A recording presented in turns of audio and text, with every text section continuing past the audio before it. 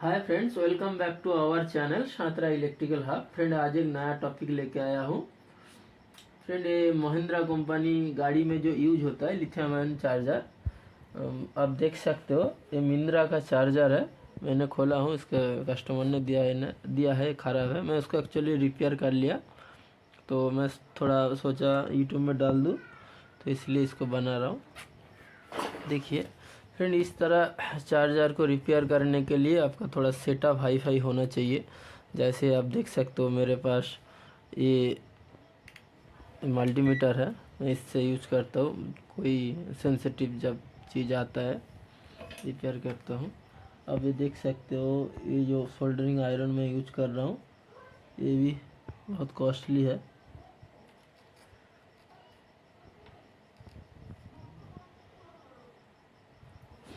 ये soldering iron with desoldering station है। ये soldering iron plus desoldering station है। अब ये देख सकते हो, ये डिसोल्डरिंग स्टेशन है।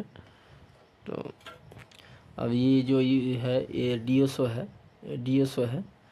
और ये मल्टीमीटर है, स्पेशल टाइप का मल्टीमीटर है। इसमें फ्रीक्वेंसी भी मेज़र हो जाता है, कैपेसिटेंस मेज़र हो जाता है। ठीक है। तो फ्रेंड, मैं इसको ऑलरेडी रिपेयर कर लिया, तो थोड़ा उसका अब लोगों को दिखाता हूँ कैसे काम करता है।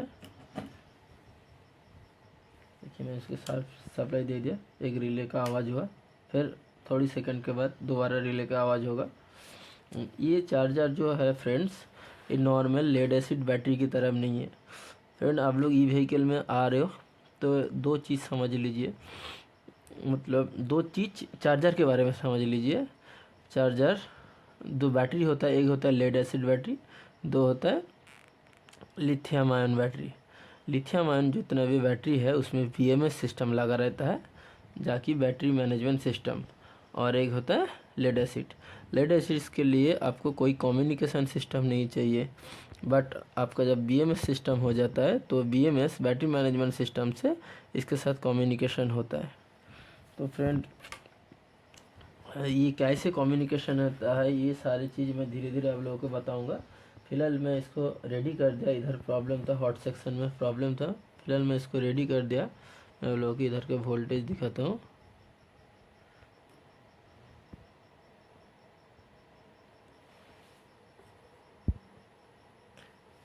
देखो फ्रेंड,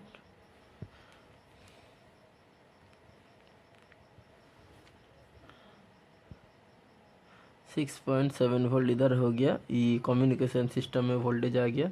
फिर इधर आप चेक करने से भी आ जाएगा, इधर भी वोल्टेज आ गया।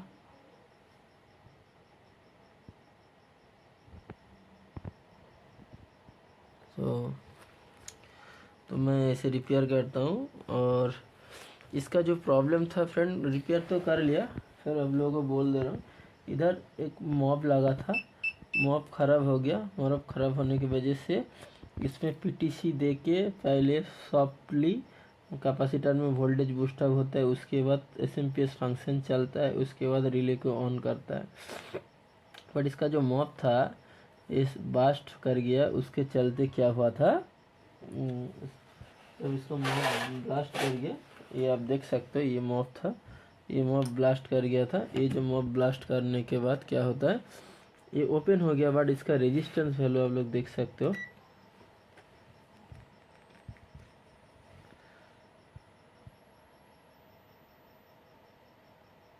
थर्टी ओम हो गया। ठीक है फ्रेंड्स, ये मॉब का 30 ओम नहीं होता है तो 30 ओम्स की वजह से ये क्या कर रहा था, आपका जो पीटीसी लगा है पीटीसी को हिट कर दे रहा था और रिले को ऑन नहीं होने दे रहा था।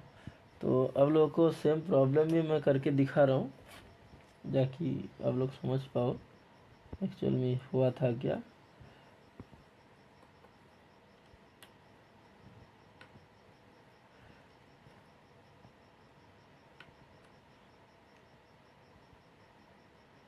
मॉप को लगा दिया मैंने, और दिखा रहा हूँ। देखिए सीरीज लैम्प इधर लगा है, हम लोग को मैं पावर दे रहा हूँ अभी मशीन में। फ्रेंड, ये इसका फॉल्ट है। ठीक है, तो मैं इसको एनालिसिस किया ये कैसे काम करता है।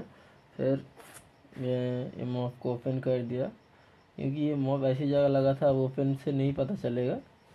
तो मैं एनालिसिस करने के बाद पता चला जे ना इसका जो स्टार्टिंग जो फंक्शन है, ओनली स्टार्टिंग, ये बात मतलब ज़्यादा डीप में नहीं जाना, ओनली स्टार्टिंग में जो जैसे वेल्डिंग मशीन में क्या होता है फ्यूजलेस सर्किट बना रहता है, इसमें भी फ्यूजलेस है, बट इसमें और एक चीज़ देख सकते हो, अब इधर भी फ्यूज लगा रहता है।